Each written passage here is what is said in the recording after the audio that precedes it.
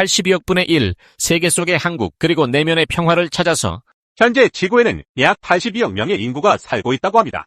82억이라는 숫자는 가히 천문학적이라 그 규모를 쉽사리 체감하기 어렵습니다. 하지만 이 거대한 숫자를 100명으로 압축하여 백분율로 환산해보면 세계 인구의 분포와 삶의 조건을 한눈에 파악할 수 있는 흥미로운 그림이 그려집니다. 유럽의 11명, 북미의 5명, 남미의 9명, 아프리카의 15명, 그리고 아시아에 무려 60명이 살고 있습니다. 절반에 가까운 49명은 시골에, 51명은 도시에 거주합니다. 주택 소유 여부를 보면 77명이 자기 집을 가진 반면 23명은 그렇지 못합니다. 영양 상태는 더욱 극명하게 나뉘어 21명이 영양과해인, 63명이 배불리 먹을 수 있지만 15명은 영양실조에 시달리고 1명은 굶어 죽는 비극적인 현실에 놓여 있습니다. 하루 생활비 1달러 미만으로 살아가는 인구가 48명이나 되고 깨끗한 식수를 마시지 못하는 사람이 13명이나 됩니다. 정보 접근성 또한 불균등하여 75명이 휴대전화를 가지고 있지만 25명은 없고 인터넷 접속은 30명만이 가능하며 70명은 온라인 세상과 단절되어 있습니다. 교육 수준을 보면 대학 교육을 받은 사람은 7명에 불과하며 문맹 인구는 여전히 17%에 달합니다. 안타깝게도 26명은 14세 미만에 사망하며 66명은 64세 이전의 생을 마감하고 65세 이상 장수하는 사람은 8명에 그칩니다. 이러한 냉혹한 통계 속에서 자기 집을 소유하고 식수와 식량 걱정 없이 살며 휴대전화와 인터넷을 자유롭게 이용할 수 있는 사람은 전 세계 인구의 5%도 안 되는 부유층에 속한다고 볼 수 있습니다. 놀랍게도 현재 대한민국은 이러한 기준으로 볼 때 세계 5대 경제 강국이며 4인 가족 최저 생계비가 약 350만 원, 인터넷 보급률이 99.96%, 휴대전화 보급률이 95%에 달하는 명실상부하게 세계 5%의 풍요를 누리는 국가입니다. 통계 수치만 놓고 보면 우리는 축복받은 환경에서 살고 있다고 해도 과언이 아닙니다. 하지만 이러한 객관적인 풍요에도 불구하고 과연 얼마나 많은 한국인이 현재의 대한민국을 살고 싶은 상위 5% 국가라고 생각할지는 의문입니다. 그 이유 중 하나는 끊임없이 벌어지는 정치권의 극한 대립일 것입니다. 마치 바람 잘 날 없는 부잣집처럼 여야를 막론하고 정쟁에 몰두하는 정치인들의 모습은 국민들에게 깊은 피로감과 불안감을 안겨줍니다. 아무리 물질적으로 풍요로운 환경이라 할지라도 끊임없는 갈등과 불신이 만연한 사회에서 진정한 행복을 느끼기란 쉽지 않습니다. 힘없는 백성들의 목소리는 외면당하고 오직 공천권자의 눈치만 보는 정치 풍토 속에서 국민들은 무력감과 소외감을 느낄 수밖에 없습니다. 이는 마치 서로가 시민 불복종에서 비판했던 것처럼 다수결의 원리에 갇혀 소수의 의견이 묵살되고 정의롭지 못한 권위에 맹목적으로 복종하는 사회의 어두운 단면을 보여주는 듯합니다. 이러한 정치적 불안정은 사회 전반의 불신과 갈등을 증폭시키고 개인의 행복감에도 부정적인 영향을 미칩니다.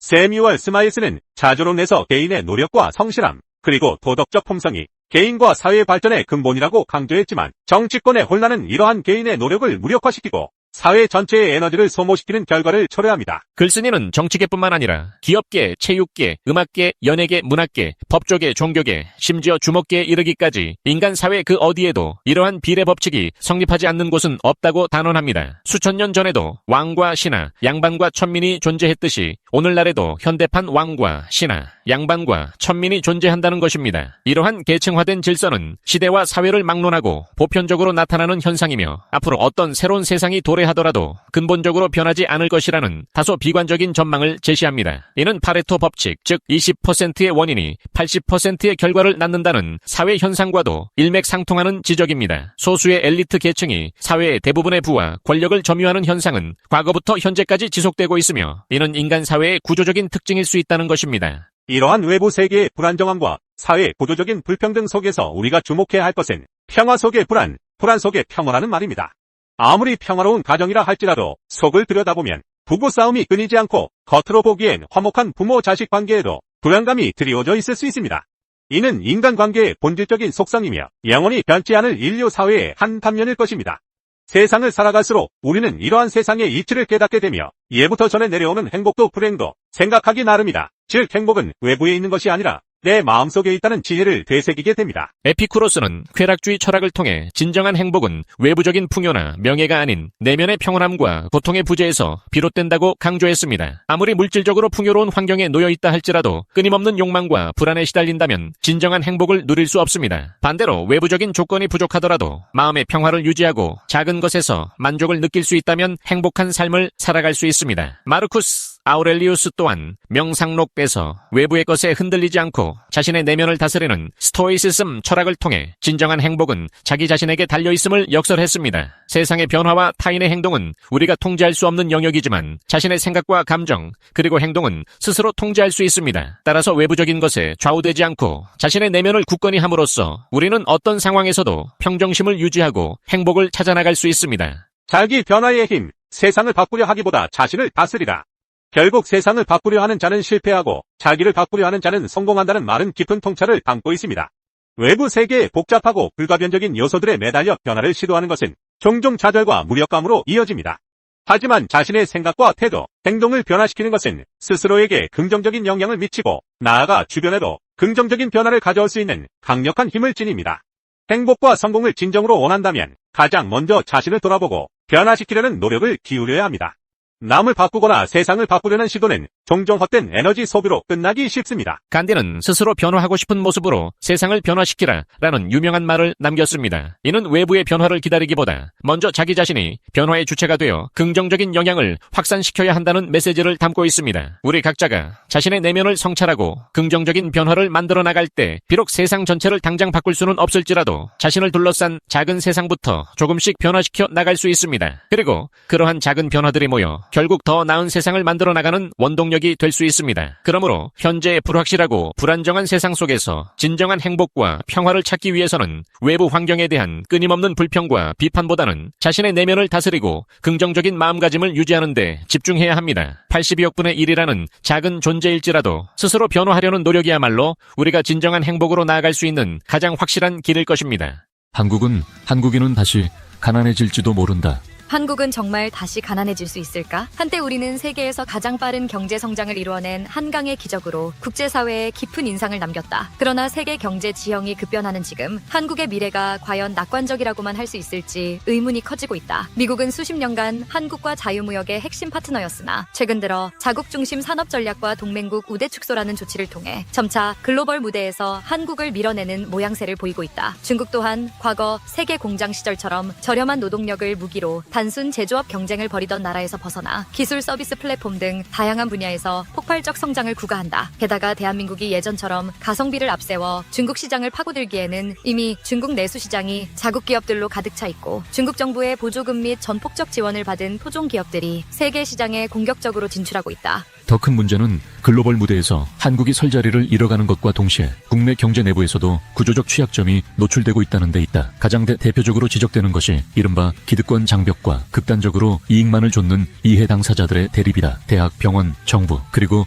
학생들까지 가세한 이해관계 충돌은 의료 분야에서 한껏 드러났다. 의사수 증원, 공공의료 확충 등 개혁적 과제가 제시될 때마다 각종 단체와 조직들이 밥그릇 싸움에 골몰하는 양상이 반복되어 왔다. 이는 비단 의료계에 국한된 이야기가 아니다. 제조업대 대기업부터 공공부문, 심지어는 국회까지 곳곳에 뿌리 깊은 기득권 구조가 개혁의 발목을 잡는다. 마치 내 몫이 조금이라도 줄어드는 것은 참을 수 없다는 집단 심리가 작동하는 것처럼 서로 간의 이해가 충돌할 때마다 합의점을 찾기보다는 극단으로 치닫곤 한다. 한국 경제가 가장 빛나던 시절, 대한민국은 불도저 같은 기업 가정신과 전 국민적 근면성 덕분에 외환 위기조차도 극복해냈다. 그러나 지금은 그때와 상황이 사뭇 다르다. 과거에는 한국 기업들이 미국 시장과 중국 시장에서 값싼 노동력과 높은 기술력을 앞세워 생산 경쟁력을 발휘했다. 동시에 정부가 주도하는 적극적 산업 정책이 대기업의 성장을 견인해 글로벌 시장으로 뻗어갈 수 있는 길을 열어주었다. 그런데 최근에는 미국이 기술 패권 전쟁에 본격적으로 뛰어들면서 주요 반도체, 배터리,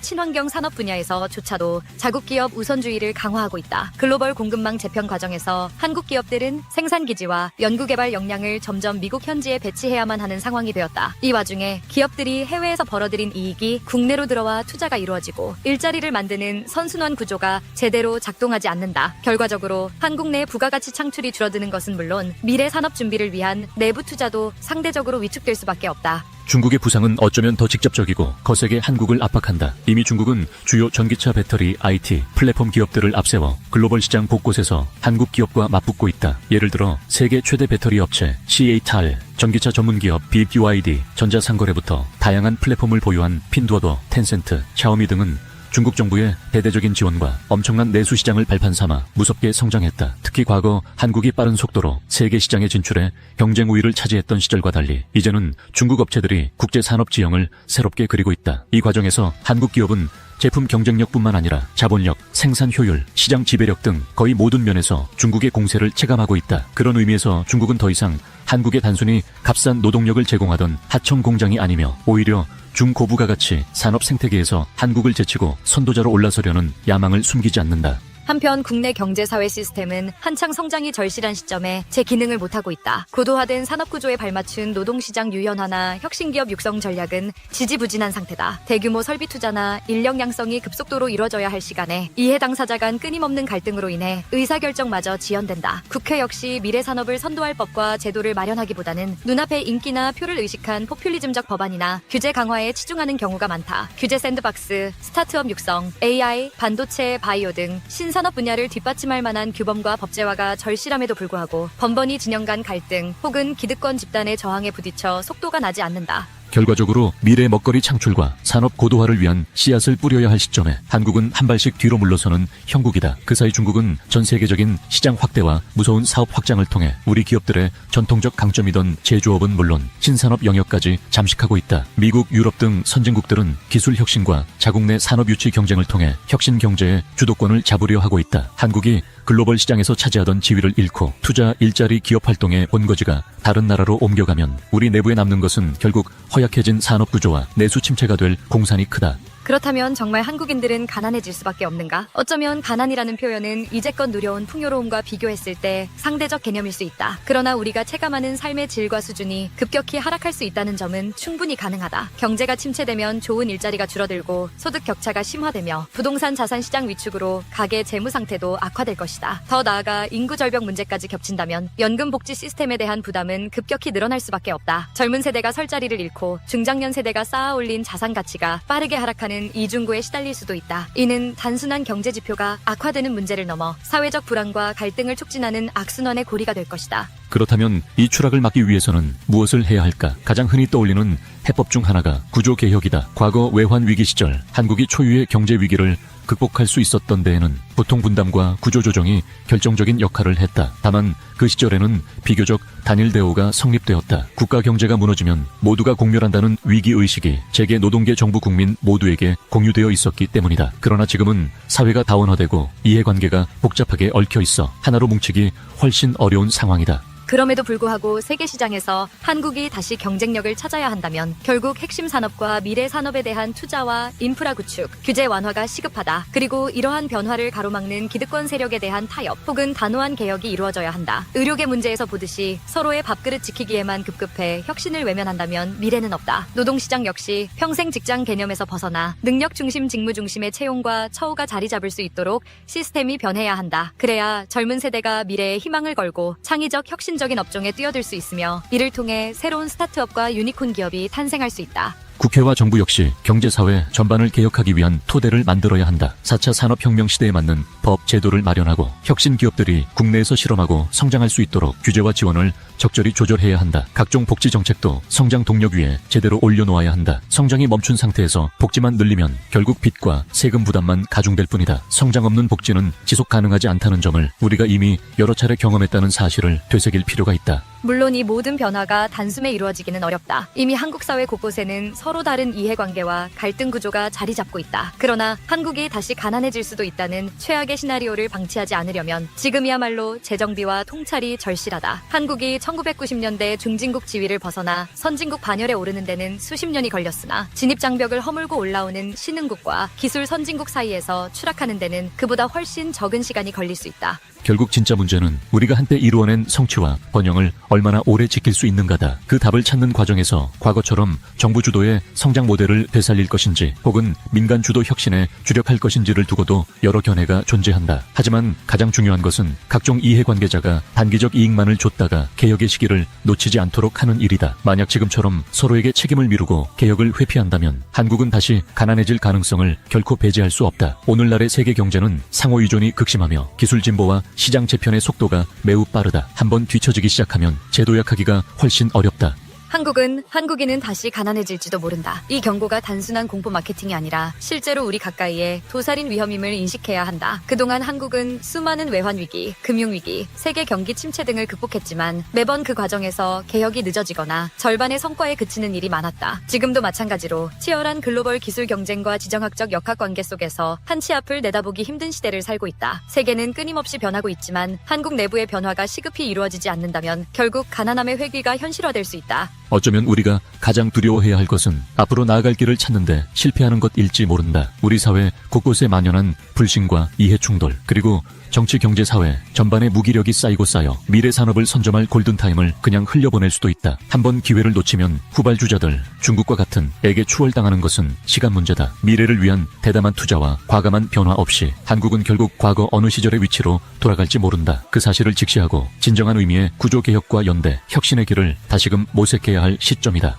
지금 우리가 마주한 경고는 잘못하면 외환 위기 이상의 위기를 또 맞이할 수 있다는 구체적이고도 두려운 가능성이다. 그 시나리오가 조금이라도 현실화되지 않도록 사회 전반의 이해관계자들이 머리를 맞대고 대응해야 한다. 시간을 되돌릴 수는 없으나 지금이라도 늦지 않았다. 더 큰 희생이 오기 전에, 더 가난해지기 전에 우리 모두가 합의를 이끌어내고 그에 따른 실천을 해야만 한다. 한때 우리가 온 세계를 놀라게 했던 기업 가정신과 국민적 열망이 사라진 것은 아니다. 그러나 그것을 다시 불태우려면 기존의 낡은 틀과 기득권의 보호막에서 벗어나는 결단이 필요하다. 그리고 그 결단이 없다면 한국인은 언젠가 정말 다시 가난해질지도 모른다. 이 비디오가 유용했다면 좋아요와 구독 버튼을 눌러주세요. 건강한 삶을 위한 더 많은 팁을 공유할 테니 계속해서 성필원 채널을 지켜봐 주세요. 감사합니다.